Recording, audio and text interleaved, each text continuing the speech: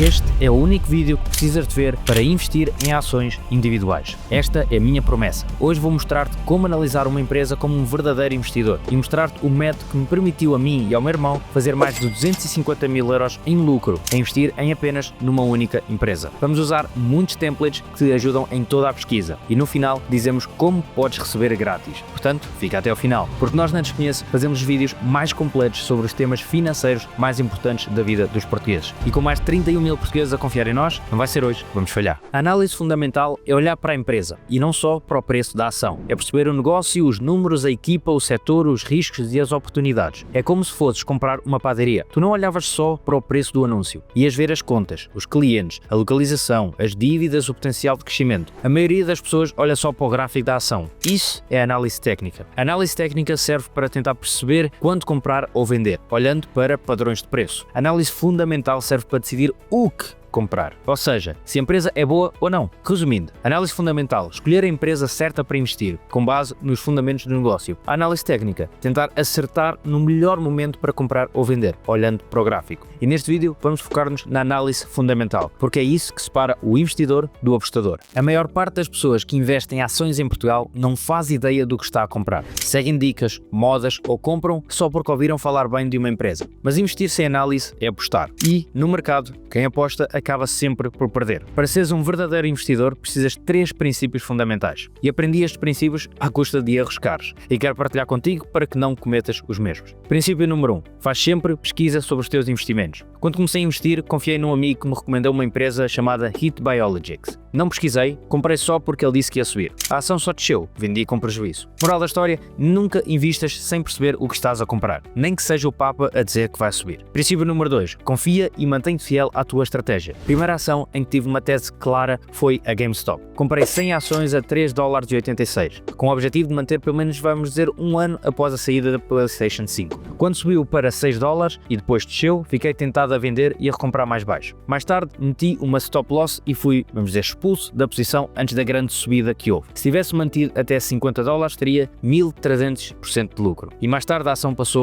dos $300. Moral da história, se tens uma estratégia, mantém-te fiel a ela. Os lucros vêm de esperar e não de saltar de fora para dentro. Princípio número 3. Nunca, mas nunca tentes adivinhar o mercado. Isto eu aprendi quando estava investido em 2 empresas já há muito tempo atrás. A Green Power Motor e a SBE, que ia fundir com a ChargePoint. Depois de uma subida rápida, tentei vender para recomprar mais em baixo. O preço nunca mais baixou e perdi a oportunidade de grandes lucros. Moral da história, não tentes adivinhar o mercado. Se acreditas na empresa, mantém a posição. E investir não é sobre acertar no próximo movimento do mercado, naquela pequena subida de 10 a 15%. É sobre fazer pesquisa, confiar na tua estratégia e ter paciência de esperar. Nunca sigas a carneirada, nunca invistas só por estar na moda e nunca tentes adivinhar o mercado. Quando se trata de analisar uma empresa a sério, a escolha das plataformas e fontes de informação faz toda a diferença. Estas são as ferramentas que nós, pessoalmente, usamos sempre que queremos analisar uma ação ou uma empresa. E são sempre as que recomendamos para qualquer investidor que queira fazer o trabalho de casa como deve ser. Primeiro, o site e relatórios da própria empresa. Nada bate ir à fonte. O site oficial da empresa tem tudo. O que vendem, a missão, apresentações para investidores, relatórios anuais, resultados trimestrais e até vídeos e entrevistas do CEO. Sempre que estamos a analisar uma empresa, começamos por aqui. Uma dica extra, subscreve à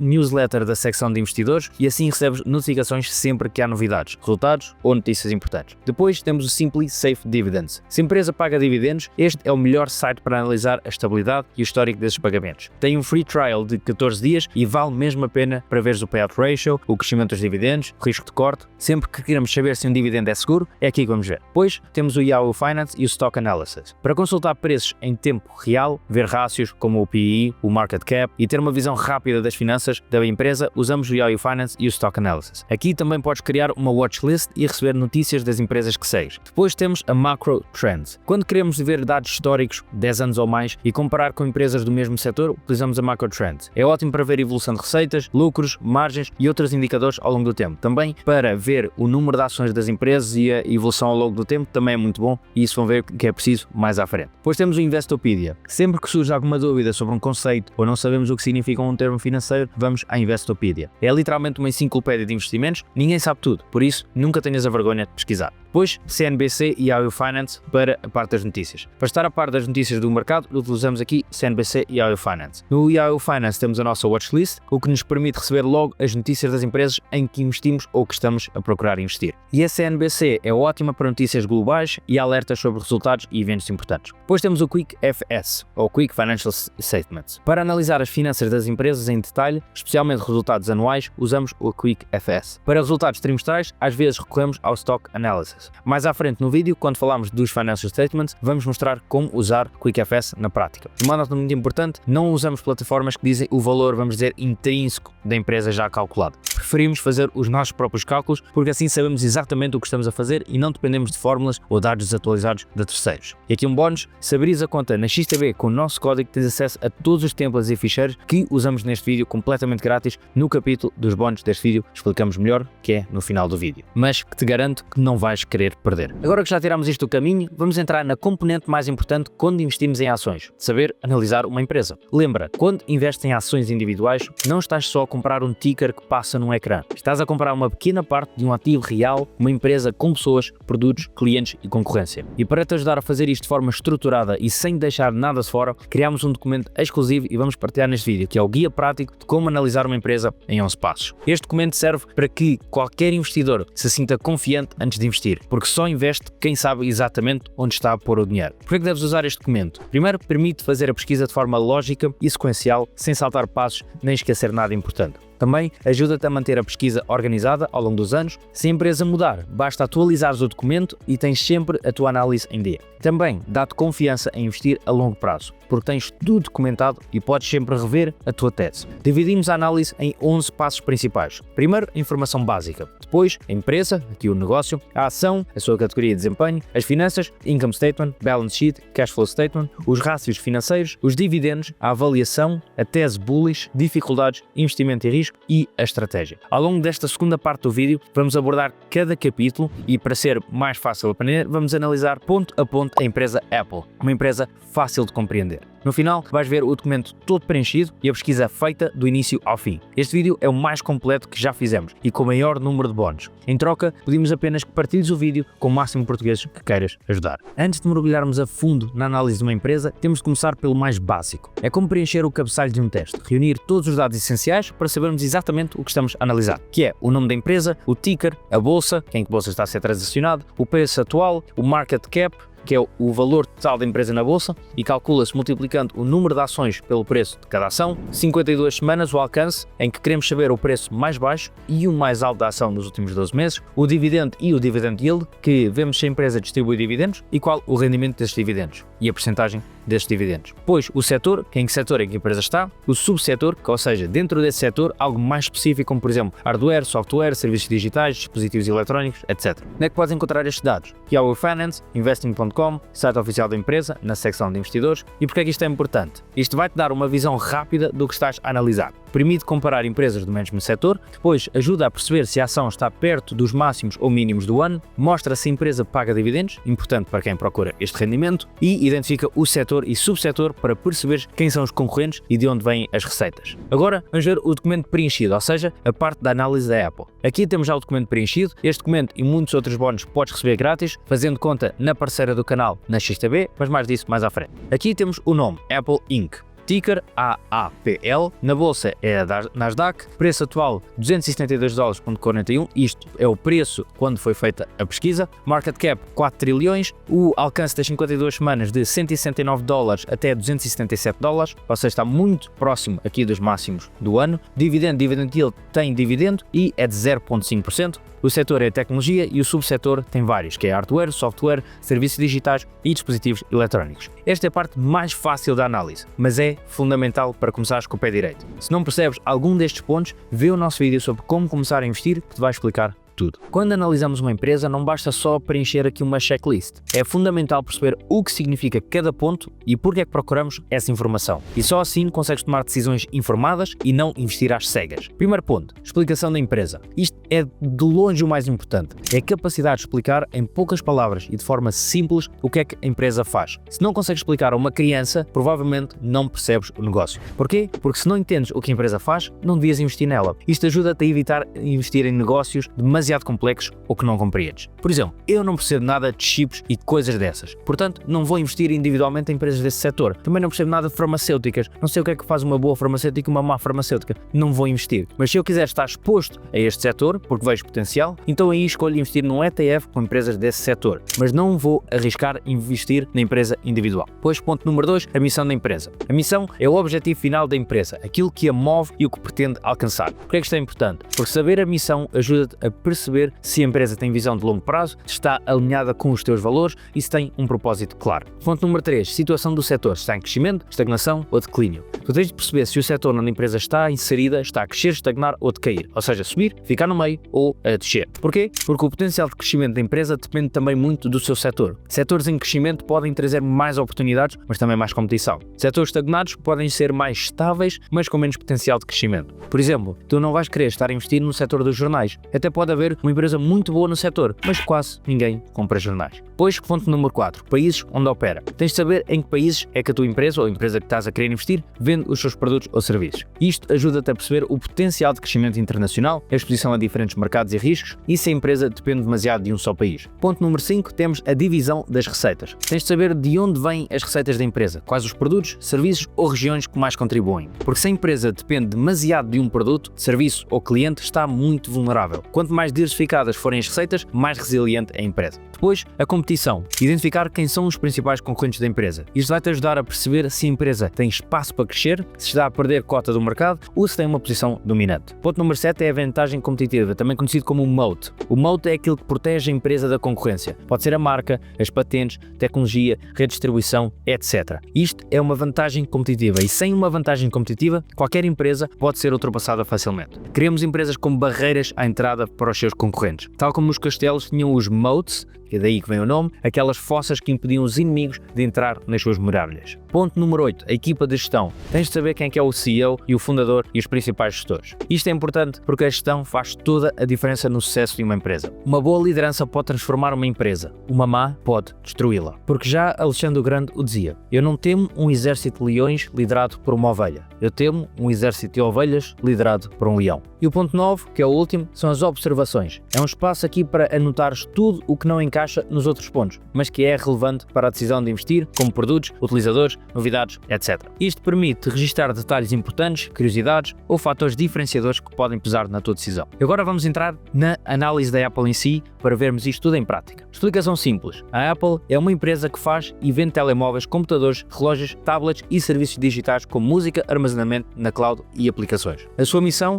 A missão da Apple é proporcionar a melhor experiência de utilização aos seus clientes, através de hardware, software e serviços inovadores. Situação do setor, que o setor é tecnologia, é um setor em crescimento, mas muito competitivo. Os países onde opera, a Apple vende os seus produtos globalmente, a Apple fabrica os seus produtos principalmente na China, utilizando uma cadeia complexa e parceiros como a Foxconn para a montagem final. No entanto, a empresa tem vindo a diversificar a sua produção, aumentando a montagem em países como a Índia e o Vietnã. A Apple também fabrica componentes em países como o Japão, Coreia do Sul, Taiwan e os Estados Unidos, e montagens mais pequenas no Brasil. As divisões das suas receitas são: nos 3 meses que acabaram a 28 de junho de 2025, a Apple teve receitas totais de 94 mil milhões de dólares. A maior parte deste dinheiro continua a vir das Américas, que representam 43,8% das receitas total, ou seja, 41,2 mil milhões de dólares só dessa região. Em segundo lugar está a Europa, com 24 mil milhões, cerca de 25,5%, seguida da China, com 15,4 mil milhões, que é 16,3%, o Japão contribui com 5,8 mil milhões e o resto da Ásia e o Pacífico com 7,7 mil milhões, ou seja, 8%. Isto mostra que a Apple mantém uma forte dependência do mercado americano e europeu, que juntos são quase 70% de todas as suas receitas. A China continua a ser o terceiro maior mercado, com um peso importante, embora abaixo do que era há alguns anos atrás. Se olharmos para as receitas por categoria de produto, o iPhone continua a ser o pilar central do negócio da Apple, responsável por 47,4% das vendas globais neste trimestre, com 44,6 mil milhões de dólares. Logo a seguir vem os serviços, com a App Store, a iCloud, a App Music, a Apple TV e entre outros, que já representam 29,1% do total, cerca de 27,4 mil milhões de dólares. Os restantes produtos têm um peso menor, os Macs são cerca de 8,6% das receitas, os iPads 7%, os wearables, home e acessórios, que é o Apple Watch, AirPods, etc., são cerca de 7,9%. Em resumo, a Apple continua a gerar quase metade do seu dinheiro com o iPhone, mas o crescimento mais consistente vem da área dos serviços, que já é responsável por quase 1/3 das receitas, e aqui a empresa mantém uma presença global sólida, mas ainda muito concentrada nas Américas e na Europa. Quanto à sua competição, a Apple tem concorrência em praticamente todas as áreas do seu negócio, obviamente, mas poucas empresas conseguem rivalizar com o seu ecossistema completo de hardware, software e serviços integrados. Nos smartphones, os principais rivais são a Samsung, especialmente com a linha da Galaxy, a Xiaomi e a Google. Nos computadores, a Apple sobretudo compete com a Dell, HP, Lenovo e Microsoft, sendo a linha da Surface do Microsoft o mais concorrente direto em design e integração. Nos tablets, o iPad domina o segmento premium, enfrentando sobretudo ali a Samsung e a Microsoft. No mercado dos wearables e acessórios, como a Apple Watch e os AirPods, a Apple lidera globalmente, mas disputa ali o espaço com marcas como a Samsung, Google Fitbit, a Garmin e a Huawei. Já nos serviços digitais, cada produto da Apple tem concorrentes específicos. O Apple Music tem o Spotify e o YouTube Music, a Apple TV tem a Netflix e a Disney+, o iCloud tem o Google Drive e o OneDrive, e o Apple Pay tem o Google Pay e o PayPal. No panorama global, só 3 empresas se aproximam da Apple em termos de amplitude e integração, que é a Google, Microsoft e a Samsung. A Google junta o Android, Pixel, YouTube e Google Cloud, a Microsoft combina aqui o Windows, Surface, Azure e Xbox, e a Samsung integra hardware e serviços com base no Android. A vantagem competitiva aqui da Apple é que é o seu ecossistema completamente integrado, ou seja, tudo o que a Apple faz funciona em conjunto, de forma automática e sem complicações. Enquanto que outras marcas podem ter um ou outro produto melhor, nenhuma consegue oferecer a mesma experiência fluida entre dispositivos. Se tens um iPhone, um MacBook, um Apple Watch e uns AirPods, tudo se liga sozinho. Isto cria aqui um efeito de, vamos dizer, uma prisão dourada. Quantos mais produtos de Apple tens, mais difícil é mudar-te para outra marca, porque perdes conveniência, tempo e até a produtividade. Além disso, a Apple tem uma marca fortíssima associada à qualidade, design e, especialmente, o status, o que significa que permite vender caro e ter margens de lucro muito acima da concorrência. E por fim, a Apple controla tudo, desde o chip da Apple Silicon ao sistema operativo iOS, macOS, até a Apple Store. Isto dá independência para inovar, otimizar e proteger os dados dos clientes sem depender de terceiros. Resumindo, a vantagem da Apple é ter um ecossistema fechado, integrado e viciante, suportado por uma marca de luxo e uma base de utilizadores super fiel. É muito difícil alguém sair do mundo da Apple depois de entrar. E eu falo por mim que já não consigo sair. A equipa de gestão é o CEO, é o Tim Cook, e o fundador é o Steve Jobs, que já faleceu. Observações? Acho que isto já foi bastante pormenorizado, portanto não tenho aqui mais nada a acrescentar. Depois do trabalho extenso de compreender o negócio da empresa, agora entramos numa parte aqui um pouco mais direta. Analisar a ação em si. Aqui não é preciso tanta pesquisa ao pormenor. O objetivo é categorizar a ação, perceber o seu desempenho recente e analisar a estrutura acionista. O que é que procuramos nesta secção e porquê? Primeiro, a categoria da ação. Queremos saber em que tipo de ação ou empresa é que estamos a investir, porque isto define o tipo de estratégia e o risco que vamos assumir. Dividimos as ações em 5 categorias principais. Temos as de growth, que é o crescimento, empresas com crescimento elevado de receitas e lucros, acima de 20% ao ano, normalmente têm um PI alto e são mais arriscadas, mas têm um potencial de grandes retornos. Depois temos as empresas turnaround, que são empresas que já estiveram em maus lençóis, mas que estão a tentar recuperar. São muito arriscadas, mas podem dar grandes lucros se a recuperação for bem feita. Depois temos o value, que são empresas sólidas, com bons fundamentais, mas que estão a ser negociadas abaixo do seu valor intrínseco, ou seja, abaixo do que elas valem. A estratégia clássica do Warren Buffett. Depois temos os dividendos, são empresas que pagam dividendos regulares, ótimas para quem quer rendimento e crescimento composto a longo prazo. E por último temos as cíclicas, que são empresas que crescem e decrescem em ciclos económicos. Exemplo, automóveis, energia, turismo, etc. Exigem algum timing e são arriscadas para quem não acompanha o mercado.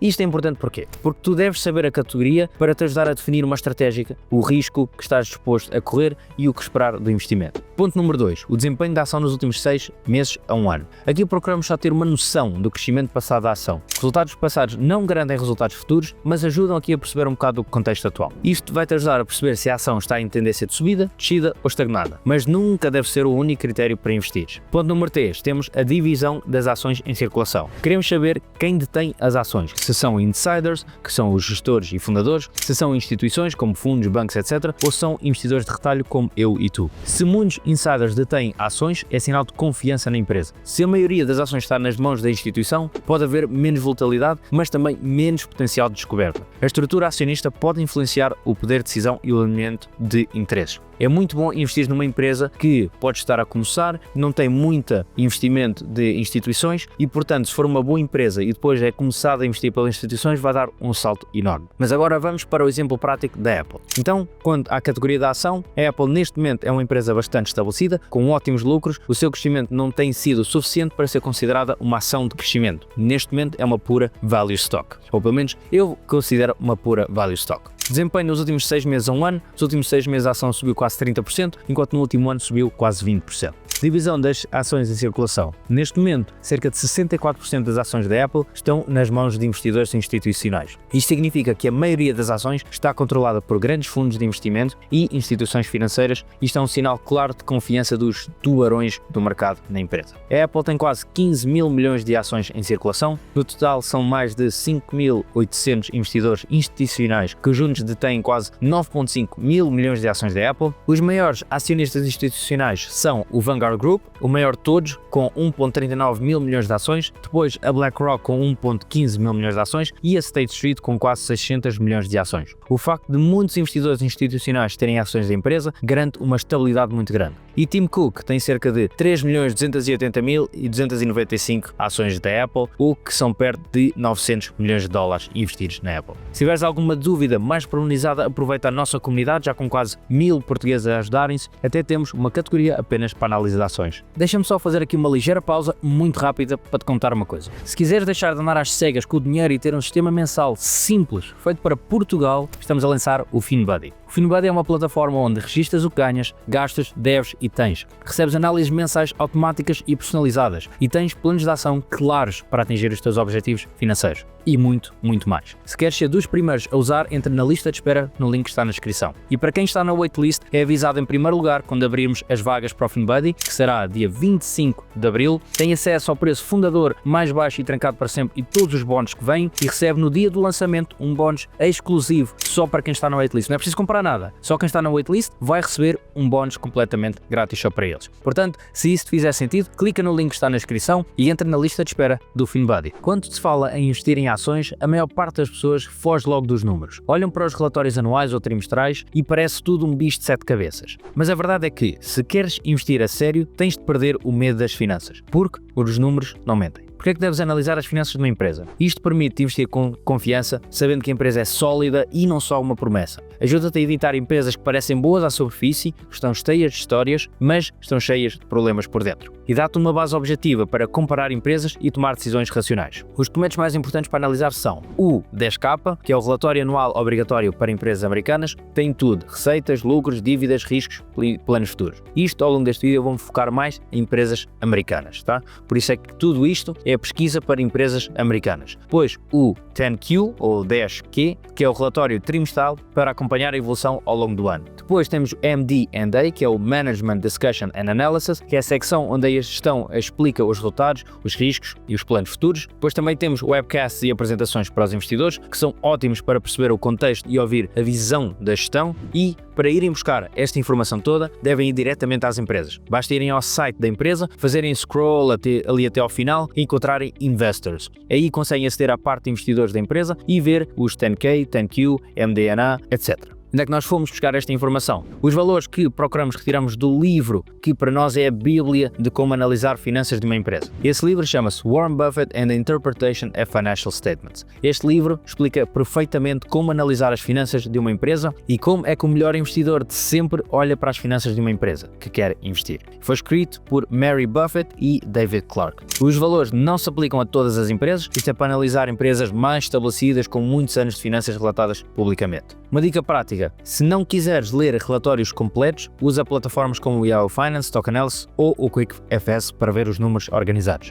Mas nunca deixes de ler pelo menos o resumo dos relatórios, porque é lá que estão as explicações para as subidas ou descidas dos resultados. Uma nota muito importante é que empresas novas, como por exemplo SPACs, startups e IPOs, etc., vão ter números negativos. Aqui o risco é maior e a análise tem de ser feita de uma maneira um pouco diferente. Para empresas maduras como a Apple, os números contam muito mais. O objetivo desta parte do vídeo é simples. Perderes o medo dos números, saberes exatamente onde olhar e perceberes o que realmente interessa para tomar decisões de investimento seguras. Nos próximos minutos vamos mergulhar nos 3 Financial Statements, que é o Income Statement, em português demonstração de resultados, Balance Sheet, que é o balanço, e o Cash Flow Statement, que é o fluxo de caixa. Vamos começar pelo Income Statement, que é o relatório que mostra se a empresa está realmente a ganhar dinheiro ou não. Neste vídeo vamos usar os números em inglês, porque quando fores analisar as empresas e as informações, também vou estar em inglês, portanto tens de te habituar. O primeiro Financial Statement que deves analisar é o Income Statement, em português chamado a demonstração de resultados. O que é isto do Income Statement? É um relatório que mostra, num dado intervalo de tempo, normalmente anual ou trimestral, ou seja, um ano ou 3 meses, tudo o que a empresa ganhou e gastou, desde as vendas iniciais, ou seja, as receitas, até ao lucro líquido final, subtraindo todos os custos que existem pelo meio. E é aqui que vês se a empresa está realmente a ganhar dinheiro, se está a crescer e se tem custos sob controle. Por que devemos analisar o Income Statement? Porque os números aqui não mentem, mostram se a empresa é saudável ou se é só uma promessa. E vai-te permitir perceber se o crescimento é real ou também é só aqui uma conversa. E, por último, também ajuda-te a identificar tendências e sinais de alerta antes de toda a gente, porque a maior parte das pessoas, vamos ser honestos, não faz este trabalho. E é aqui que tens a tua vantagem. Quais são os pontos mais importantes a analisar? Tens primeiro o Total Revenue, que são as receitas totais. Eu vou aqui dizer sempre os nomes em inglês, porque é isto que vocês vão encontrar quando estiverem a pesquisar. Que é o dinheiro ganho com atividades da empresa, venda de produtos, serviços, e o que é que procuramos? Procuramos aqui um crescimento consistente ao longo dos anos. Depois temos o Gross Profit, que é o lucro bruto. São as receitas menos os custos diretos, como inventário, mão de obra, materiais, etc. Aqui procuramos uma margem bruta acima de 40% e uma tendência estável ou crescente. Por exemplo, empresas tecnológicas costumam ter margens muito acima disto, pois tens de ver consoante cada setor. Depois temos Research and Development, o dinheiro gasto em inovação e desenvolvimento de novos produtos. Aqui o que procuramos depende sempre do setor. Por exemplo, empresas inovadoras gastam muito mais, têm de inovar, enquanto que empresas com um moat muito forte, vamos dizer por exemplo a Coca-Cola, gastam muito pouco. A Coca-Cola não precisa estar aqui a inovar em novos produtos. Depois temos o Selling, General and Administrative Costs, que são os custos de vendas, administrativos, salários da gestão, rendas, utilidades, etc. O que procuramos aqui é abaixo de 30% do lucro bruto e também valores estáveis e previsíveis. Depois temos o Interest Expenses, são os juros pagos pelos empréstimos feitos, e procuramos aqui menos de 15% do Operating Income, e quanto maior, pior. E por último temos o Net Income, que é o lucro líquido, o valor que sobra depois de todos os custos que vimos até agora e muitos mais, e também dos impostos. O que procuramos aqui é uma margem líquida acima de 20% é excelente, acima de 15% é muito bom e queremos uma tendência crescente. Então, mas como é que analisamos isto na prática? Tu podes usar o Quick FS para copiar os valores dos últimos 10 anos e nós aqui procuramos sempre os últimos 10 anos para analisar tendências gerais. Preenche o template ou faz à mão como tu quiseres e vê logo se os valores estão dentro do que procuras. O template podes receber grátis, já disse como, mas no final do vídeo vais saber mais. Foca-te nas tendências, crescimento, estabilidade ou sinais de alerta.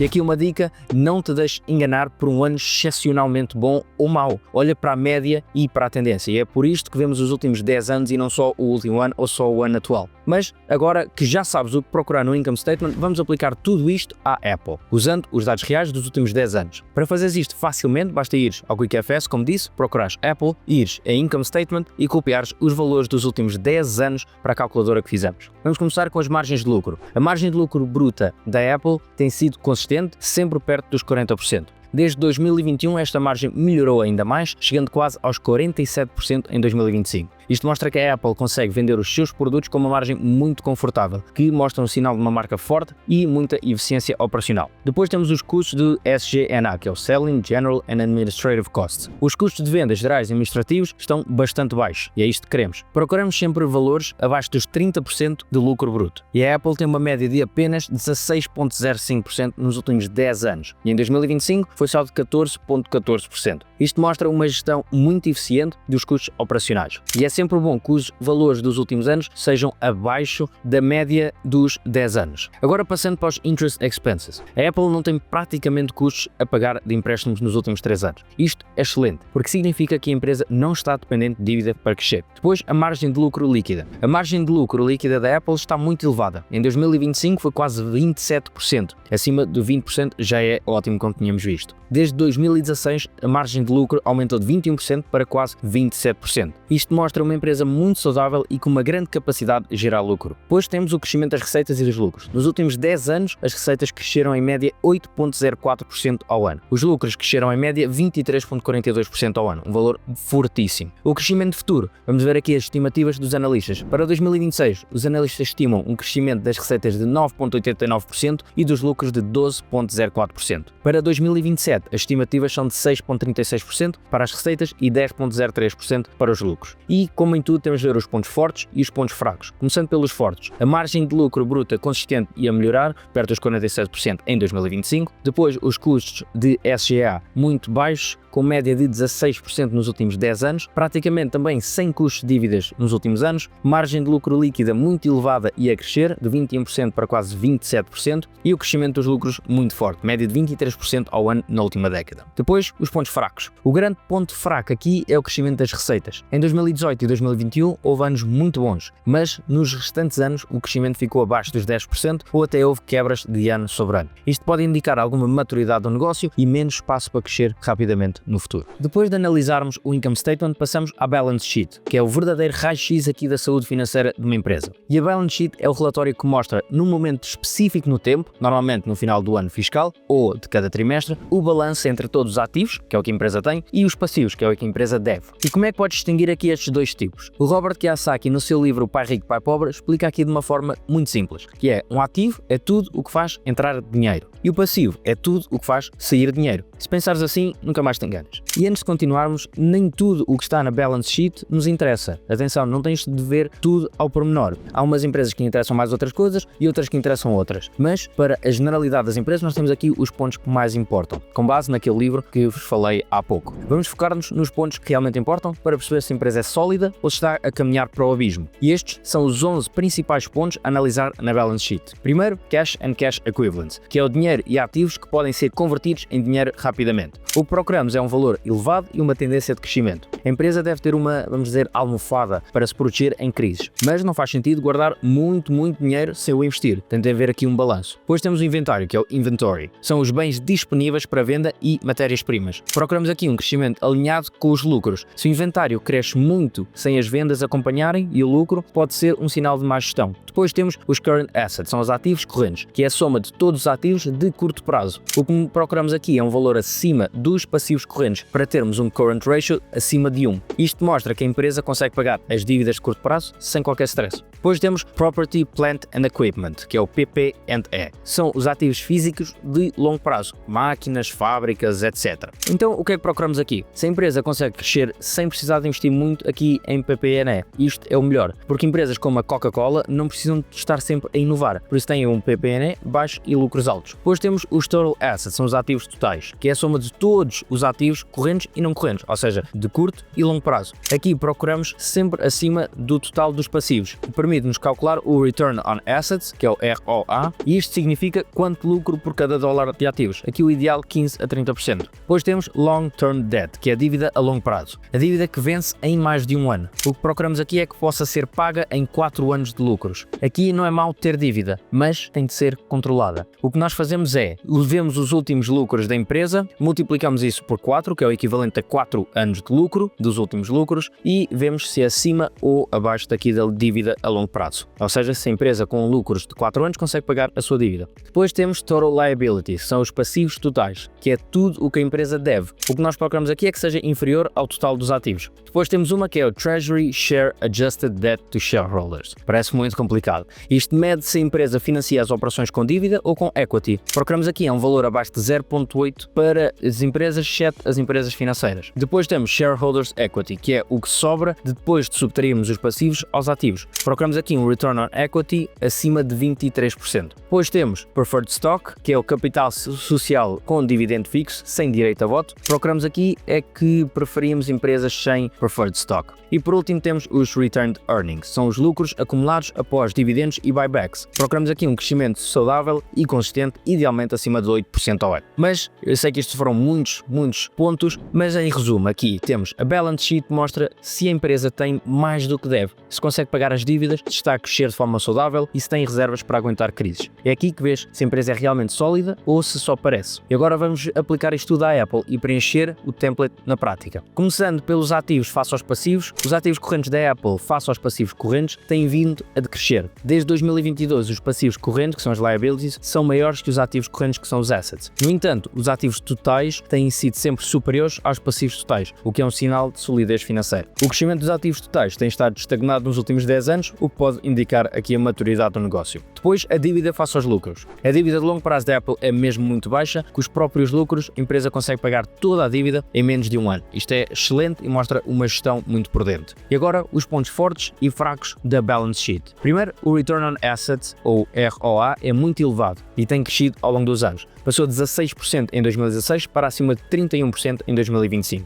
A dívida a longo prazo é muito baixa, a Apple consegue pagá-la, como vimos, em menos de um ano só com os lucros. O Return on Shareholders Equity, que é o ROE, também é muito alto. O normal é procurarmos algo acima dos 23% e neste caso está acima dos 100%. Resultado do programa agressivo de buybacks. Também não tem preferred stock, que é positivo. Com exceção do ano de 2025, o crescimento dos Retained Earnings foram muito elevados e os ativos totais são sempre superiores aos passivos totais. Mas, como há pontos positivos, também há sempre pontos negativos. Os passivos correntes são superiores aos ativos correntes desde 2022. Isto pode ser um sinal de alerta para liquidez de curto prazo. O Treasury Share Adjusted Debt to Shareholders está muito elevado, mas é apenas porque os passivos estão bastante superiores que a Shareholders Equity. Mas, como os ativos são superiores, não há aqui grande problema. Depois temos os Returned Earnings, que no ano de 2025 caíram quase 10%. O último dos 3 Financial Statements é o Cash Flow Statement, que é o relatório de fluxos de caixa. E o que é este relatório? É um documento que mostra, num dado período de tempo, anual ou trimestral, todos os movimentos de entrada e saída de dinheiro da empresa. Aqui não há espaço para truques de contabilidade, ou o dinheiro entrou ou saiu. Por que é que devemos analisar o Cash Flow Statement? Porque mostra se a empresa realmente gera dinheiro ou se está só a mostrar lucros no papel e permite perceber se a empresa consegue financiar o crescimento e as operações com o próprio dinheiro ou se depende de dívida e aumentos de capital. Quais são os pontos mais importantes a analisar? Não são tantos como a balance sheet, portanto não te preocupes. Temos primeiro o Capital Expenditures, ou CapEx. São os fundos usados para adquirir, atualizar e manter ativos físicos, como fábricas, tecnologia, equipamentos, etc.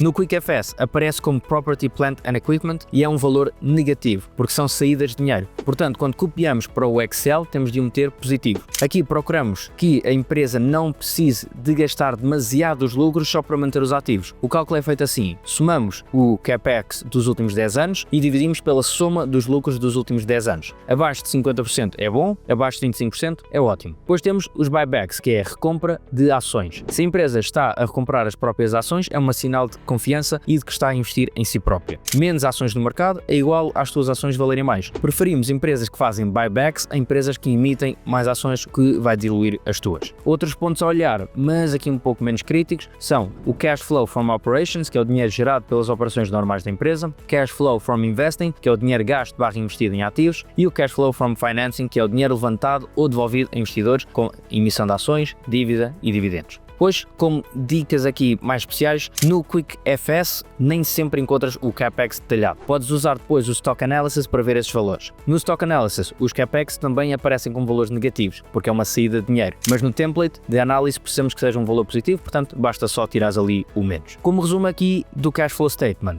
o que nós queremos é ver se a empresa consegue crescer e manter os ativos sem gastar demasiado dos lucros. Se está a recompensar os acionistas com buybacks em vez de diluir as próprias ações. Agora que já sabes a teoria toda, vamos passar à prática. Vamos preencher aqui no caso da Apple. Começando pelas Capital Expenditures. Olhando para os últimos 10 anos, a Apple gastou em média 14,57% dos lucros em CapEx. Isto é excelente, porque como vimos, procuramos em valores abaixo de 50%, que é bom, e abaixo de 25% é ótimo. A Apple está muito abaixo desses limites, o que mostra que consegue crescer e manter os ativos sem gastar demasiado os lucros. Depois temos o Net Issuance of Stocks, que são os buybacks. Os valores negativos mostram que a Apple tem feito uma compra compra consistente e contínua das próprias ações. Isto é muito positivo para os acionistas. Menos ações em circulação igual a cada ação vale mais. Mostra a confiança da gestão no futuro da empresa e ajuda a manter o preço da ação estável ou em crescimento. Depois temos o Cash Flow from Operations. A Apple gera todos os anos um cash flow operacional brutal, sempre acima de 100 mil milhões de dólares nos últimos anos. Isto significa que o negócio principal é altamente rentável e gera dinheiro suficiente para investir, pagar dividendos, recomprar ações e ainda guardar para uma almofada financeira. E portanto, como fizemos nos outros, vamos ver aqui os pontos fortes e os pontos fracos. CapEx muito controlada, aqueles 14,57% dos lucros, muito abaixo do limite de 25% que nós queríamos, a compra consistente das próprias ações, com os buybacks, o que vai valorizar a ação, e uma geração de caixa operacional muito forte e estável. Pontos fracos. Aqui não consigo identificar pontos fracos relevantes no cash flow da Apple. A empresa é uma máquina de gerar dinheiro e sabe usá-lo bem. Depois de perceberes as finanças principais, está na hora de olhar para os rácios. Os indicadores que te dizem em que em poucos números se a empresa é realmente topo ou não. Os rácios servem para comparar empresas, perceber se estão caras ou baratas, se são rentáveis, se têm liquidez e se estão a crescer de forma saudável. Os rácios estão divididos em 4 grandes categorias. Temos a categoria da ação, do preço, a rentabilidade e a liquidez. E em cada rácio vamos perceber o que é o rácio, porque é importante e como usar. Vamos começar pela categoria da ação e vamos começar pelos Earnings Per Share, ou EPS. O que é? É o lucro líquido dividido pelo número de ações e mostra quanto lucro é gerado por cada ação. Ajuda a ver se a empresa está a crescer de ano para ano. Não serve para comparar empresas diferentes, mas sim para ver a evolução da própria empresa. Como é que deves usar? Se o EPS está a crescer de forma consistente, é sinal de saúde financeira. Depois temos o Cash Flow Per Share, que é basicamente a mesma coisa, mas o Cash Flow operacional dividido pelo número de ações. Aqui mostra quanto dinheiro real e não só o lucro contabilístico é que é gerado por cada ação e ajuda a perceber se o crescimento é sustentável e se a empresa está a gerar caixa de verdade. Como é que deves usar? Da mesma forma que o EPS, crescimento consistente é sinal de negócio sólido. Agora vamos para os rácios dos preços, que há muito mais agora. Temos primeiro o P/E Ratio, que é Price to Earnings Ratio. Isto é o preço da ação dividido pelo EPS e diz-te quanto estás a pagar por cada euro de lucro. Um PE baixo pode indicar que a ação está barata, mas pode também significar que o mercado não acredita no crescimento futuro da mesma empresa. Um PE alto pode indicar o crescimento esperado, mas também uma sobreavaliação. Como é que podes usar? Tens de comparar com o setor e com a média histórica da empresa. O normal do S&P 500 deve ser entre 15 e 16, se bem que nos últimos anos tem estado muito maior. Depois temos o Forward PE. O que é? É igual ao PE Ratio, que vimos há pouco, mas usa os lucros estimados do próximo ano. Em vez de usar os EPS deste ano, usa os estimados do próximo. Isto mostra o que o mercado espera do futuro da empresa. Se o Forward PE for muito mais baixo que o PE atual, o mercado espera crescimento. Como é que deves usar? Deve ser mais baixo do que o PE Ratio atual e compara sempre com o setor e com a empresa ao longo dos anos. Depois temos o PCF Ratio, que é o Price to Cash Flow Ratio. É o preço da ação dividido pelo cash flow por ação e mostra quanto estás a pagar pelo dinheiro real que a empresa gera. Este rácio é menos sujeito a manipulação contabilística do que o lucro. Como é que podes usar? Abaixo de 15 a 20 é bom, mas depende sempre do setor. Compara com concorrentes, compara com a empresa ao longo dos anos, como fizeste com os outros anteriores. Depois temos o Price to Book Ratio, ou PB Ratio, que é o preço da ação dividido pelo valor contabilístico por ação, que é o Book Value, que mostra quanto estás a pagar pelos ativos líquidos da empresa. Ou seja, se a empresa fosse vender tudo, todas as cadeiras, todas as mesas, tudo, aquele era o valor que a empresa tinha. Um PB baixo pode indicar que a ação está barata em relação a que a empresa realmente vale. Se a empresa liquidamente vale 1, se o PB Ratio estiver abaixo disso, então é bom. Como é que podes usar? Procuramos valores abaixo de 3. Muito útil para empresas industriais e financeiras também. Depois temos o Price to Sales Ratio, que é o PS Ratio. É o preço da ação dividido pelas receitas por ação. Aqui mostra quanto estás a pagar por cada euro de vendas ou de receitas. É útil para empresas que ainda não têm lucro. Quanto mais baixo, melhor. Mas, como sempre, comparas com o setor, comparas com concorrentes e comparas com o historial da empresa. Depois temos o PEG ou PEG Ratio, que é o Price to Earnings Growth Ratio, que é basicamente o PE Ratio dividido pelo crescimento estimado dos lucros. Isto aqui ajusta o PE ao crescimento esperado. Um PEG Ratio baixo significa que a ação pode estar barata em relação ao crescimento projetado. Abaixo de 1 é o bom, abaixo de 0.5 é excelente. Agora vamos passar aos rácios de rentabilidade e começamos pelo Return on Assets, ROA, que é o lucro líquido dividido pelos ativos totais. Aqui mede a eficiência da empresa a gerar lucro com os ativos que tem. Procuramos valores entre 15% e 30% e quanto mais alto, melhor. Depois temos Return on Equity, ou ROE, que é o lucro líquido dividido pelo equity dos acionistas. E aqui mede quanto lucro é gerado para cada euro investido pelos acionistas. E procuramos valores acima de 12% porque é um sinal de boa gestão e rentabilidade. Depois temos Return on Invested Capital, ou ROIC, que é o EBIT dividido pelo capital investido. investido, que é equity mais dívida a longo prazo. Aqui mede a eficiência da empresa a gerar lucro com o dinheiro investido, seja dos acionistas ou dos credores. Como é que usamos isto? Procuramos valores acima de 10%, que é um sinal de vantagem competitiva. Depois temos Operating Cash Flow Ratio, o cash flow operacional dividido pelos passivos correntes. E aqui mede quantas vezes a empresa consegue pagar as dívidas de curto prazo com o dinheiro gerado das operações, e procuramos valores acima de 1. E por último temos os rácios de liquidez, ou pelo menos aqueles que nós vemos. Claro que há muitos outros rácios existentes, mas agora vemos o Current Ratio, que são os ativos correntes divididos por passivos correntes, em que mede a capacidade da empresa pagar as dívidas de curto prazo, e procuramos sempre valores acima de 1, que mostra que os ativos correntes conseguem ou são superiores aos passivos correntes. E depois temos o Debt to Equity Ratio, que são os passivos totais divididos pelo equity dos acionistas. E aqui mede o grau de alavancagem da empresa. Um valor alto indica que a empresa depende muito de dívida, portanto, nós procuramos valores abaixo de 0.7. E aqui um resumo rápido. Estes rácios são o check-up rápido da empresa. Permitem-te perceber se a empresa está cara ou barata, se é rentável, se tem liquidez e se está a crescer de forma saudável. Mas agora vamos aplicar estes rácios à Apple e ver como se comporta cada um deles. Uma pequena nota antes de começarmos: sempre que virem TTM é os Trailing 12 Months, ou seja, os últimos 12 meses. Aqui vão buscar o valor mais atual ao site da Stock Analysis. Mas pronto, começando, rácios de preço. P Ratio, também TTM, 36.52. O preço da ação está 36 vezes acima dos lucros dos últimos 12 meses. É um valor elevado. Forward PE, 33.2. O Forward PE é mais baixo, o que mostra que o mercado espera crescimento dos lucros nos próximos meses, próximos anos. PB Ratio, 54.58. Muito acima do ideal, abaixo de 3, mas normalmente para empresas tecnológicas com poucos ativos físicos têm margens altas, este valor é mais alto. PCF Ratio, 40.75. Bastante elevado, mas reflete a valorização do mercado para empresas com forte geração de caixa. Depois o PS Ratio, 9.78, também bastante elevado. Rácios de rentabilidade, começamos pelo EPS, Earnings Per Share, que está com 7.46, ou seja, lucro por ação nos últimos 12 meses, dividido pelo número de ações. Depois, o Cash Flow Per Share, 6.58, o Cash Flow operacional por ação dos últimos 12 meses, dividido pelo número de ações. Crescimento da EPS nos últimos 10 anos, 16.93% ao ano, que é muito forte e consistente. E o crescimento dos EPS nos próximos anos, isto estimativas dos analistas, 12.04% para 2026 e 10.03% para 2027, ainda bastante saudável. Depois, rácios de liquidez. O Current Ratio, 0.89, e isto é abaixo de 1, o que significa que os ativos correntes da Apple são ligeiramente inferiores aos passivos correntes. Depois temos Operating Cash Flow Ratio, de 0.67, também abaixo de 1, o que significa e que indica que o cash flow operacional não cobre totalmente os passivos correntes. Agora passamos para os rácios de endividamento. Temos o Debt to Equity Ratio de 1.3, acima do nosso ideal de 0.7,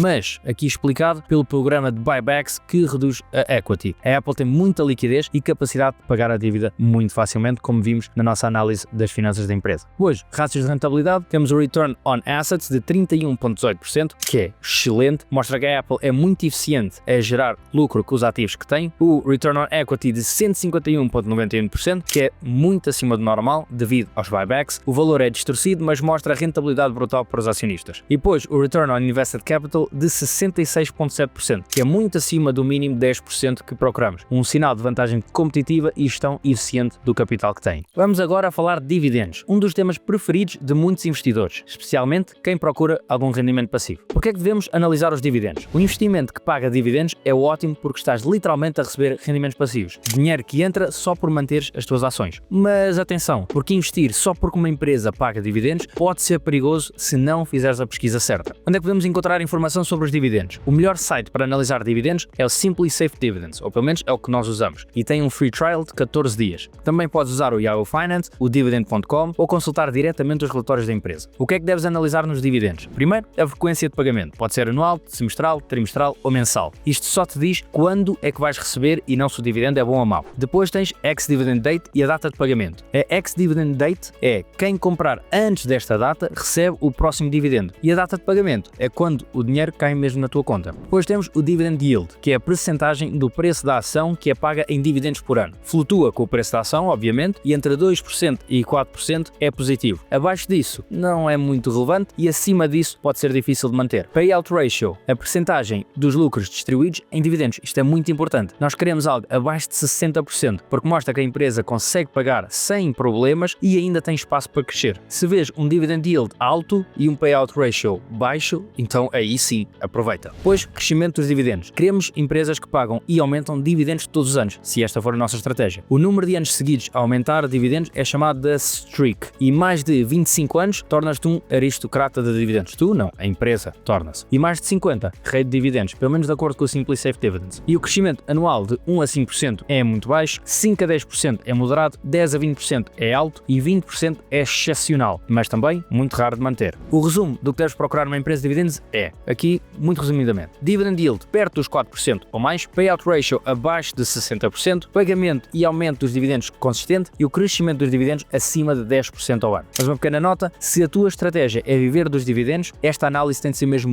muito rigorosa. Porque se for uma empresa que as pessoas só investem por causa dos dividendos, se esse dividendo é cortado por má gestão, ou por já não ter dinheiro, ou porque não viste que o payout ratio era muito alto, então o preço da ação vai cair muito. Se os dividendos são bons, então aí foca-te mais nos fundamentos gerais da empresa. Vamos agora analisar os dividendos da Apple. A Apple paga dividendos trimestralmente, ou seja, recebes um pagamento de 3 em 3 meses se fores acionista. O dividend yield da Apple é atualmente 0,38% e significa que por cada 1000 euros que tu investes, recebes cerca de 3,80 € por ano em dividendos. É um valor muito baixo, mas muito estável. A Apple não é uma ação de dividendos, aqui pura, mas paga sempre. A Apple distribui dividendos e cresce todos os anos há 13 anos. O payout ratio da Apple é 13,81% e isto quer dizer que a Apple distribui apenas uma pequena parte dos lucros em dividendos, mantendo a maior parte para reinvestir no negócio ou fazer buybacks. Um payout ratio baixo é sinal de sustentabilidade e espaço para aumentar os dividendos no futuro, como vimos há bocado. O gráfico aqui mostra que a Apple tem vindo a aumentar o valor dos dividendos de forma consistente ao longo dos últimos anos. O crescimento anual dos dividendos, que é o Dividend Growth Year over Year, ronda aqui os 4% nos últimos anos, que é mesmo muito baixo. Os dividendos da Apple são altamente seguros, portanto não se prevê aqui nenhum corte, mas também não são nada especial para uma pessoa que quer investir só por causa dos dividendos. Antes de passarmos aqui à análise prática da Apple, é importante perceberes o que é este método dos Future Earnings e porque é que o usamos. Quando investes numa ação, o objetivo aqui é simples. Queres saber quanto é que a empresa pode valer daqui a 5 ou 10 anos e se o preço de hoje compensa o risco de investir na empresa. O método dos Future Earnings, ou lucros futuros, serve exatamente para isso. Nós estimamos quanto é que a empresa pode crescer nos próximos anos, com base nos analistas, na nossa própria pesquisa, etc. Calculamos o preço justo da ação no futuro e vemos se o preço atual permite ter o retorno que procuramos. Nós temos um template que calcula tudo isto facilmente, podes receber grátis. No final do vídeo explicamos como. Como é que funciona o cálculo dos Future Earnings? Primeiro, projeta as receitas e lucros para os próximos anos. Usas as taxas de crescimento dos últimos anos e as previsões dos analistas para estimar quanto é que a empresa vai faturar e lucrar nos próximos 5 anos. Depois, calculas o EPS, ou Earnings Per Share futuro. O Earnings Per Share é o lucro líquido dividido pelo número de ações em circulação e vais projetar o Earnings Per Share para cada ano, tendo em conta o crescimento dos lucros e possíveis buybacks que a empresa possa ter, que é a redução dos números de ações, ou mesmo a diluição das mesmas, que é o contrário dos buybacks. Quando fazemos buybacks, diminuímos o número de ações, quando diluímos, aumentamos o número de ações disponíveis, que não é o que se quer. Este valor vamos buscar a Macro Trends. Depois definimos o P/E ratio esperado. O P/E ratio, que é o Price to Earnings, é o múltiplo que o mercado está disposto a pagar pelos lucros da empresa. E podes usar a média histórica da empresa, do setor, ou ser mais conservador e usar um valor mais baixo para teres margem de segurança. Depois, calculamos o preço estimado da ação no futuro. Aqui multiplicas o Earnings Per Share projetado pelo P/E ratio escolhido para cada ano. E assim tens o preço-alvo da ação para 2026, 2027, 2028, etc. Depois, somas os dividendos esperados. Se a empresa paga dividendos, somas o valor total dos dividendos que vais receber ao longo dos anos ao retorno total. E projetas também o crescimento destes dividendos. Depois, calculas o retorno anual esperado. Aqui comparas o preço atual com o preço estimado daqui a 5 anos, mais os dividendos. E calculas o retorno anual composto. Vê se esse retorno compensa o risco e se está acima do que conseguirias num ETF ou no S&P 500. E depois, defines o preço ideal de compra. Se queres um retorno de 15% ao ano, o template diz-te a que preço é que deves comprar a ação para atingir esse objetivo. Nós escolhemos 15% porque, em média, o S&P 500 tem dado um retorno de 10,7% ao ano nos últimos 30 anos. E para ter retornos perto desse valor, mais vale investir no ETF, que é muito mais seguro do que só uma empresa individual. Por isso é que procuramos sempre 15% ou mais em ações individuais. Depois, aplicas sempre uma margem de segurança. Exemplo, só compras se o preço estiver 10% abaixo do preço ideal para atingir os 15%. Porquê é que deves usar este método ou podes usar este método? Primeiro, obriga-te a pensar no futuro da empresa e não só no presente. Ajuda-te a evitar comprar ações caras só porque estão na moda e dá-te um plano claro. Sabes quando comprar, quando reforçar e quando vender. E aqui uma pequena nota, este método não é uma bola de cristal, é uma estimativa baseada em dados reais e expectativas racionais feitas tanto pelos analistas ou por vocês com a vossa pesquisa. E quanto mais conservador fores nas tuas previsões, mais protegido estás de surpresas negativas. Então, agora que já vimos como é que podemos calcular o valor de uma empresa a fazer a sua avaliação, vamos ver qual é o preço que a Apple tem de estar hoje para conseguirmos ter 15% de retorno por ano, mais uma margem de segurança. Primeiro, o que é que fazemos? Projeção dos resultados futuros. Começamos pelas receitas. Estima-se 416 mil milhões de dólares em 2025, subindo para 552 mil milhões em 2030. O crescimento das receitas começa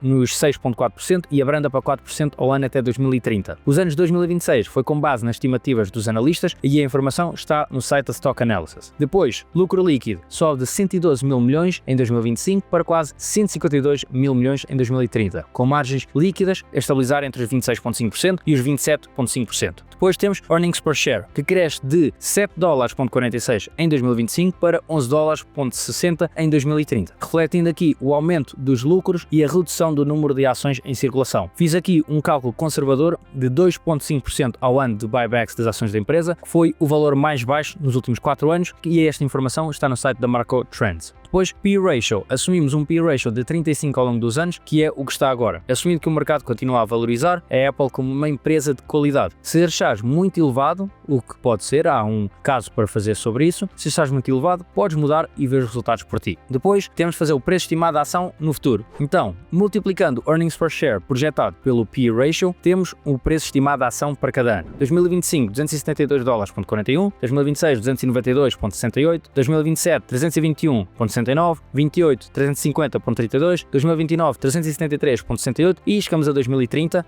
com 405,97 $. Isto significa que, se as previsões se confirmarem, a ação da Apple pode valorizar cerca de 49% em 5 anos, de 272 $ para 405, bastante pouco face ao que tem acontecido no passado. Dividendos recebidos. Em 2025, 0,26 $ por ação e chegamos a 2030 com 0,32 por ação. Os dividendos vão crescendo ligeiramente ao longo dos anos, mas continuam a ser uma pequena parte do retorno total. Assumimos um crescimento de 4% ao ano, que foi o que tem tido nos últimos anos, como vimos na parte dos dividendos. Para mudares no teu Excel, basta mudares o número na forma de cada célula. Depois, retorno anual esperado. O retorno anual esperado para quem comparar a Apple ao preço atual é de 8,32% ao ano, incluindo a valorização da ação e dividendos. Isto é bom, mas fica abaixo da média anual do S&P 500 nos últimos 30 anos, de 10,7%. Para ter esse retorno, mais vale investir no S&P 500 e não ter o risco todo. Agora, preço ideal de compra e margem de segurança. Para obteres aquele retorno de 15% ao ano que falámos, só deverias comprar a Apple a $201,67 ou menos. E com uma margem de segurança de 10%, o preço ideal de compra seria $181,51. Neste momento, a ação está a $272,41, ou seja, está cerca de 33% acima do preço desejado para atingir o retorno alvo de 15% ao ano. Este valor de $272,41 é quando foi gravado este vídeo e não mesmo o valor no dia que estás a ver. Mas o que é que isto significa para o investidor? Se comprares agora, podes esperar um retorno anual de cerca de 8,3% nos próximos 5 anos, assumindo que as previsões se confirmaram. Não é mau, mas não é nada extraordinário e está abaixo do que o S&P 500 deu nos últimos 30 anos. Se queres mais segurança ou ter um retorno mais alto, o ideal é esperar por uma correção do mercado e comprar a um preço mais baixo. Nem todas as empresas são bons investimentos a qualquer preço. O importante é fazer as contas, definir o teu preço-alvo e só investir quando o retorno compensa o risco. Todos estes documentos e tabelas estão disponíveis para ti de forma grátis. Perto do final do vídeo já explicamos como é que podes receber. Mas agora vamos imaginar que estás a ouvir daqui a 5 anos e se calhar em 2030 a ação está muito acima dos $405. Mas nós, quando investimos, queremos ter o máximo de segurança possível e a proteção do nosso lado. Não podemos só fazer projeções astronómicas que não temos a certeza, que não está fundamentado e depois acabamos a ter retornos muito piores. No entanto, claro que ao seres mais conservador nas tuas projeções em muitas empresas, vão-te escapar algumas que do nada vão ter uma subida enorme, um novo produto, uma coisa que muda as suas projeções e aí podem crescer muito mais. Mas no momento da tua pesquisa,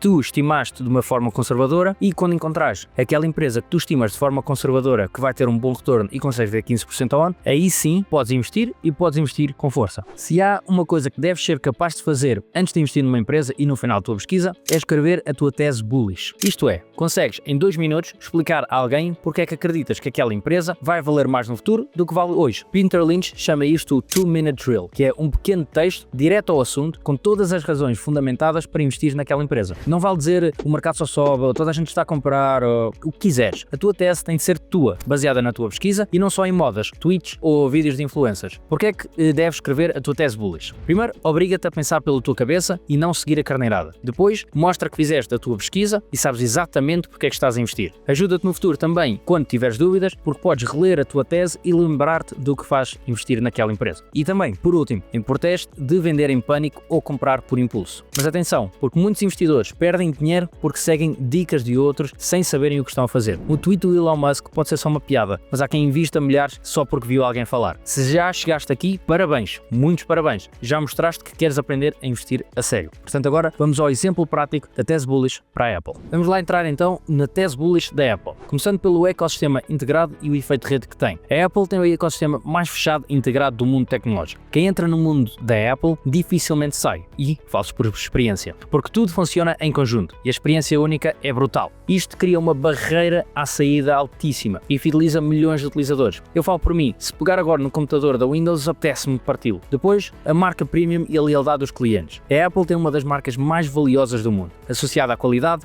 design e status. Tem uma base de utilizadores extremamente fiel, o que lhe permite praticar margens de lucro muito superiores à concorrência. Depois, o crescimento dos seus serviços. O segmento dos serviços, da App Store, iCloud, Apple Music, Apple TV, etc., já representa quase 30% das receitas e é o que mais cresce. Isto dá estabilidade financeira e reduz a dependência do iPhone que tem. Depois, a capacidade de inovação e lançamento de novos produtos. A Apple tem recursos financeiros e humanos para investir em inovação, lançar novos produtos e comprar concorrentes promissores. Mas, no entanto, ultimamente isto não se tem visto, mas tem capacidade para tal. Gestão eficiente e solidez financeira. As margens brutas e líquidas estão muito acima da média, a dívida está controlada, os buybacks são consistentes e os return earnings estão a crescer. A Apple é uma máquina de gerar dinheiro. Depois, a sua presença global e diversificação geográfica. Opera em mais de 100 países com receitas bem distribuídas entre Américas, Europa e Ásia. E isto protege a empresa de crises regionais. Depois, o potencial de crescimento futuro. Mesmo sendo uma empresa madura, continua a crescer receitas e lucros com estimativas de crescimento de earnings per share acima de 10% ao ano para os próximos anos. Depois, os seus dividendos são crescentes e sustentáveis. Paga dividendos trimestrais com um payout ratio baixo e crescimento consistente, mas é muito baixo, o que mostra responsabilidade e um espaço para aumentar no futuro se assim desejarem. Depois, lançamento de novas linhas de produtos. A Apple tem o dinheiro suficiente para entrar em quase qualquer mercado e a marca fortíssima para ser um sucesso desde o início. As conversas de Apple Car e outras possibilidades deixam o futuro em aberto, mas isto é apenas uma possibilidade e não algo que devemos ter muito em conta na nossa avaliação dos lucros futuros da empresa, porque lá está, ainda nada existe. Portanto, aqui um resumo da tese bullish. A Apple é uma empresa líder com um ecossistema único, marca fortíssima, receitas diversificadas, margens elevadas, gestão eficiente e uma base de clientes leal. Mesmo com o preço atual, continua a ser uma das empresas mais sólidas do mundo, com potencial para continuar a crescer e a valorizar-se nos próximos anos. Esta é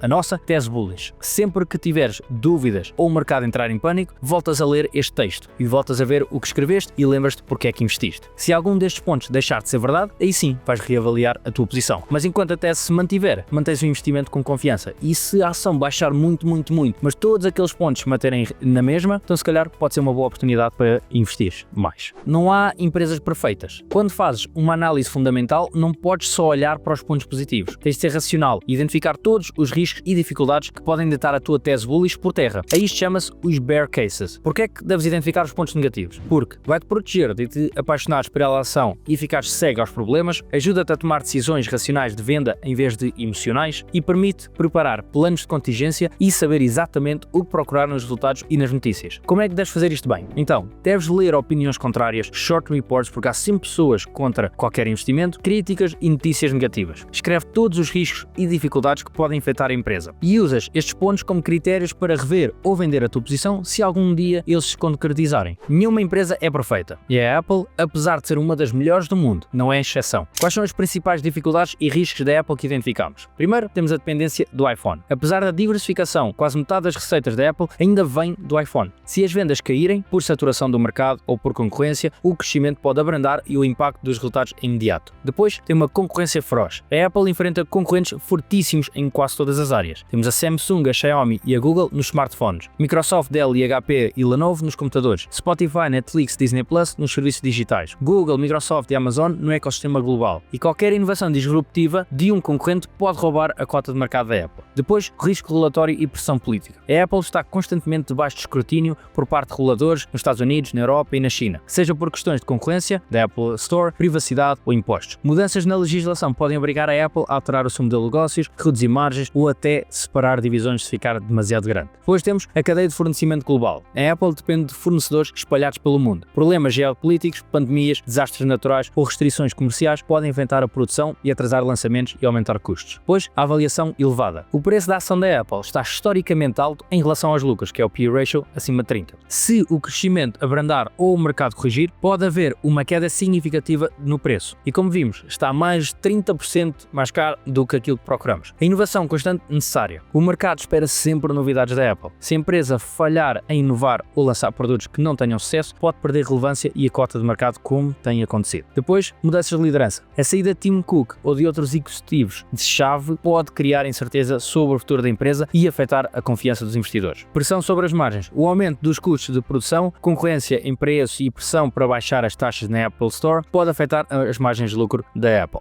Em resumo, estes são os principais riscos e dificuldades que a Apple pode enfrentar nos próximos anos, ou pelo menos aqueles que nós vemos. Claro que podem haver muitos mais. Ter esta lista clara ajuda-te a manter os pés no chão, a não te apaixonares pela ação e a saber exatamente o que monitorizar para decidir se mantens, reforças ou vendes a tua posição. Quando se fala em investir, toda a gente quer ter bons resultados, tanto em bull markets como em bear markets. Isso é óbvio. O segredo está em saber equilibrar o portfólio, aproveitar as oportunidades quando o mercado está em alta, mas também estar preparado para as quedas. E porquê é que deves pensar no risco? Porque as empresas com mais potencial de crescimento são também as que mais caem quando o mercado vira. Não estou a dizer para não investir em empresas arriscadas. Eu próprio tenho algumas no portfólio, mas é fundamental balancear com investimentos mais seguros. Um portfólio só com ações de crescimento pode funcionar muito bem em bull markets, mas num bear market pode correr extremamente mal. E não quero ser alarmista, mas também não sou ingênuo. Se só tiveres empresas sem lucros e sem produção, mais cedo ou mais tarde vais ter problemas. Como é que podes gerir o risco? Mistura ações de crescimento, value, turnaround, dividendos e cíclicas, etc. Ajusta o risco à tua idade. Quanto mais novo, mais podes arriscar. Quanto mais velho, mais deves proteger aquilo que já tens. Pensa sempre racionalmente no risco de cada investimento. Então, como é que podes medir o risco? Eu uso uma escala de 1 a 5, uma coisa simples. 1 é um investimento seguro e quase certo, e 5 é uma especulação pura. E se formos ver aqui o caso prático da Apple, se eu fosse investir agora na Apple, dava-lhe um risco de 3.7. É uma empresa sólida, com crescimento, mas o preço atual não é nada atraente. No entanto, conseguindo investir na Apple aos $181, aí sim, já compensava bastante. A empresa, a esse preço, já colocaria um risco de mais ou menos ali um 2.0. Estaria bastante confortável em investir na Apple aos $180 atualmente, se tudo se mantivesse igual. Como decidir quando investir? Então, tu decides se este investimento vai ser uma grande, média ou pequena percentagem do teu portfólio. Isto depende da tua confiança na empresa, do risco e da tua diversificação. Não há um valor certo, não há um valor errado. Depende do teu perfil e do teu portfólio. Um exemplo prático da Apple. Se tens muita confiança na Apple, conseguiste investir a um preço muito baixo e queres que seja um dos teus principais investimentos, podes fazer dela uma posição muito grande. Se tens dúvidas ou queres diversificar mais, faz uma posição mais pequena ou então média. Mas isto já varia de pessoa para pessoa e como é que é o portfólio e o perfil de investidor de cada um. Quanto é que deves investir? Aí, quanto é que deves investir, tu deves decidir o valor do primeiro lote, como por exemplo 1.000 euros, 2.000 euros, etc, o que quiseres, e podes também definir o valor total que queres investir ao longo do tempo, comparando em várias fases. Estas decisões são mais fáceis porque já fizeste toda a pesquisa para trás e conheces a empresa a fundo. O importante é que todos os julgamentos sejam baseados em factos e nunca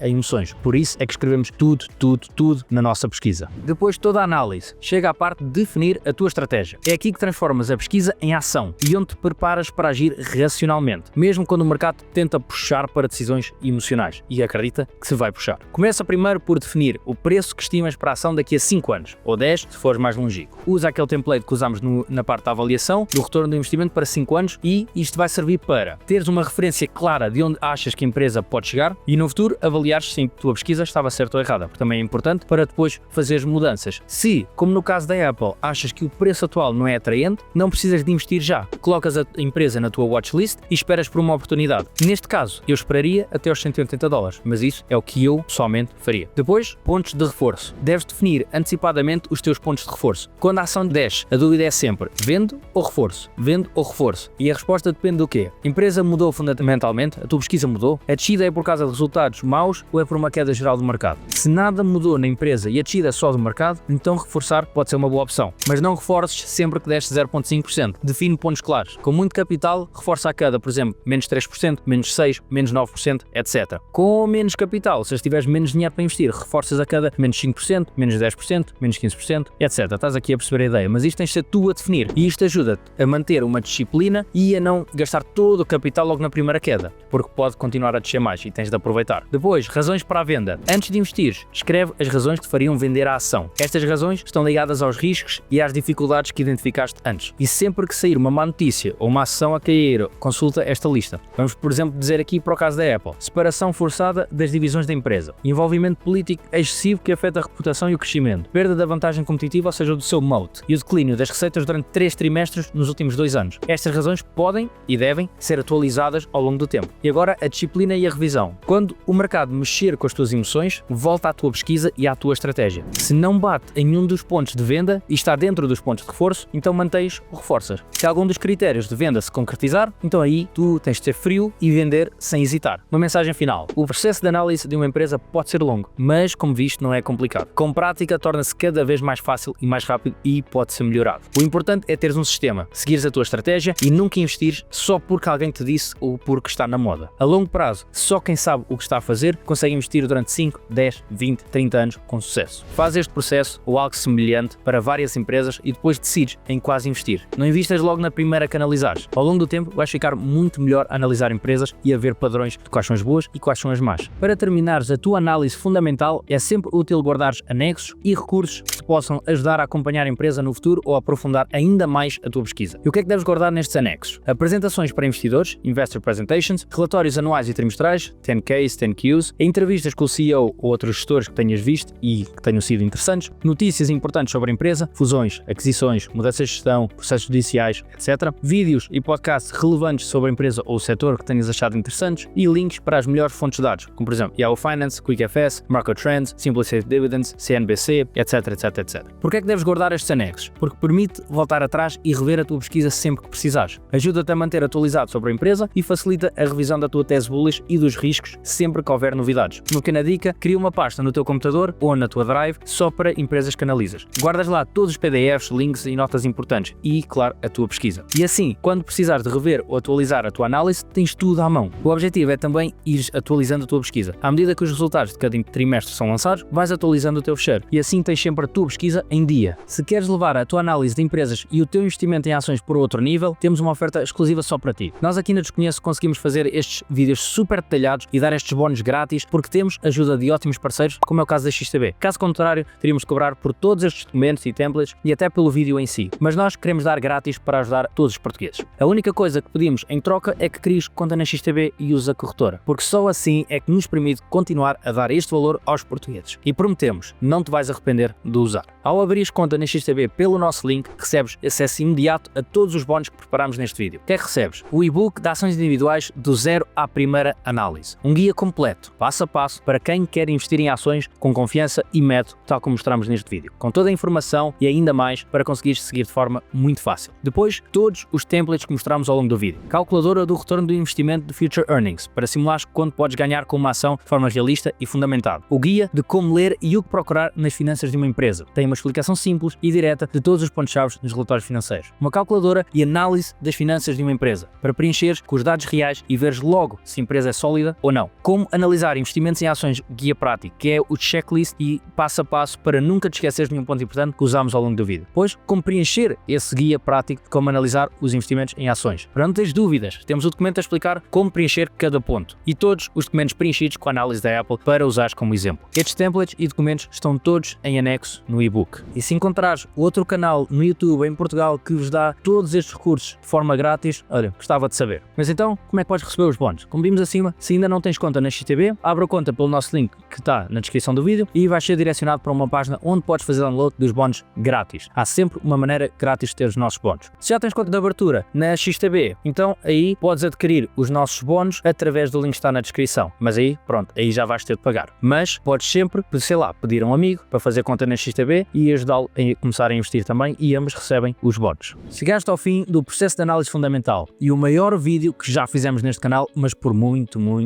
E se seguiste todos os passos, já sabes mais sobre a Apple ou qualquer empresa que escolhas do que 99% dos investidores. O que deves fazer agora? Nunca invistas numa empresa sem preencher esta checklist e escrever a tua tese bullish e os riscos. Define sempre a tua estratégia antes de investir, preço-alvo, pontos de reforço, razões para venda. Mantém a disciplina, aí revês a tua análise pelo menos uma vez por ano ou sempre que houver notícias importantes e partilha a tua análise na comunidade da Desconheço. Vais receber feedback, sugestões e podes ajudar outros investidores. E investir em ações não é apostar, é pesquisar, analisar, decidir e agir com um método. Só assim consegues investir com confiança, dormir descansado e construir a riqueza a longo prazo que tanto queres. Se este vídeo te ajudou, deixa um gosto, subscreve ao canal e partilha a tua análise com dúvidas na comunidade. E lembra-te que conhecimento sem ação é só entretenimento. A diferença faz quando aplicas aquilo que aprendeste.